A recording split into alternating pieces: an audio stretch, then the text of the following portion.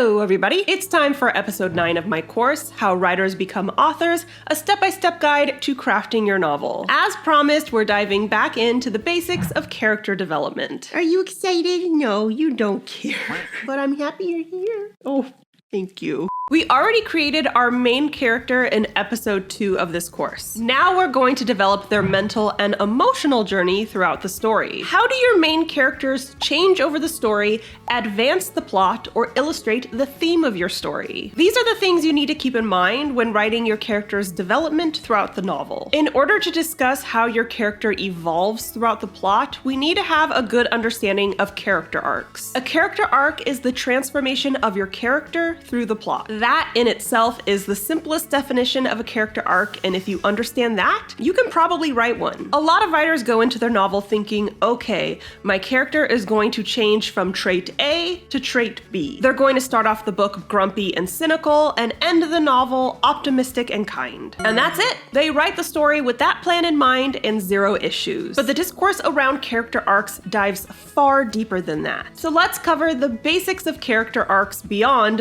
the character changes, because knowledge is power. Typically, there are 3 components of a character arc. Yeah, that's right, there's 3. There's 3. Oh, you like the little scratches. The first component is the conflict, problem, or goal. As we've discussed in past videos, this is whatever conflict your main character is trying to resolve, or whatever goal they're trying to achieve. In the Hunger Games, Katniss's conflict is surviving the Hunger Games. The second component is the lie. This is some type of lie the character believes that prevents them from achieving their goal. Sometimes the lie presents as a flaw in the main character, making them gullible or arrogant, or some other trait that isn't appealing. In The Great Gatsby, the lie Jay Gatsby believes is that he can win the heart of his love with wealth and prestige. And this manifests as a flaw in the character because he's a big fat liar. The last component is the truth. This is whatever truth your main character ends up believing or realizing by the end of the novel, usually in order to achieve their goal or defeat whatever conflict they're facing. The truth is also often the theme that the author is trying to convey, which we discussed in episode 4. In The Vanishing Half by Britt Bennett, both Desiree and Stella explore ideas of identity and race. They ultimately learn that racial identity is a societal construct that is shaped by way more than just skin color. Let's create a character arc right now and see how it works.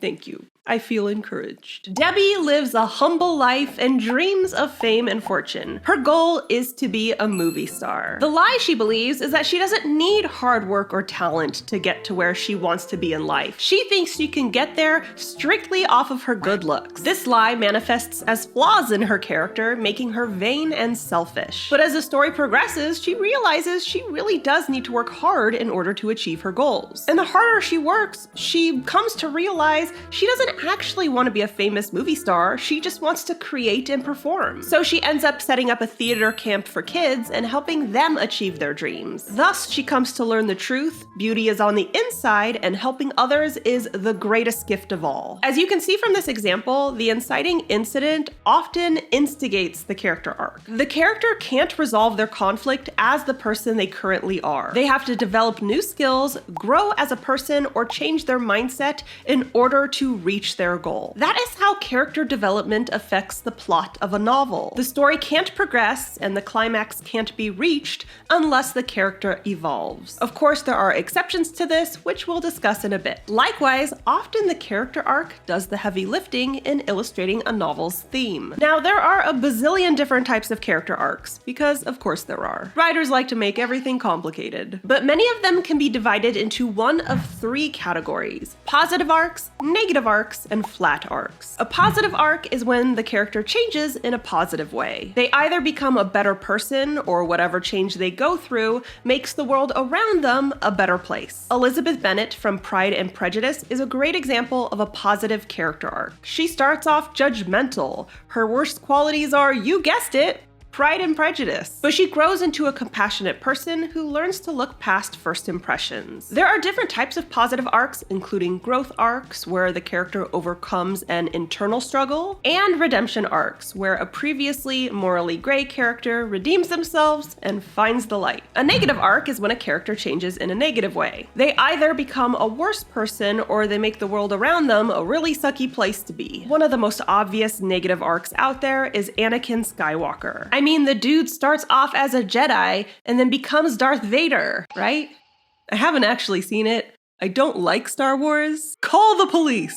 Of course, there are a bazillion different types of negative arcs, including the corruption arc, where a character becomes corrupt, obviously. The bastardization arc, which is basically the opposite of the redemption arc. The falling arc, where the character becomes self-destructive. And the disillusionment arc, where whatever truth the character learns leaves them feeling bitter and crappy. They're not necessarily a bad person by the end of the book, but they're definitely not a happy one. Then we have a flat character arc, which is when the character doesn't change. With a flat arc, the character never believes the lie presented at the beginning of the story. They've always believed the truth. That means the character doesn't experience any internal change throughout the story. Instead, they just change the world around them. Obvious examples include Superman, Katniss Everdeen, James Bond, and Indiana Jones. They don't need to change to save the day. Although I'd argue that James Bond probably should change at some point. Homeboy needs to drink his respect women juice and stop perving on chicks half your age, you creep.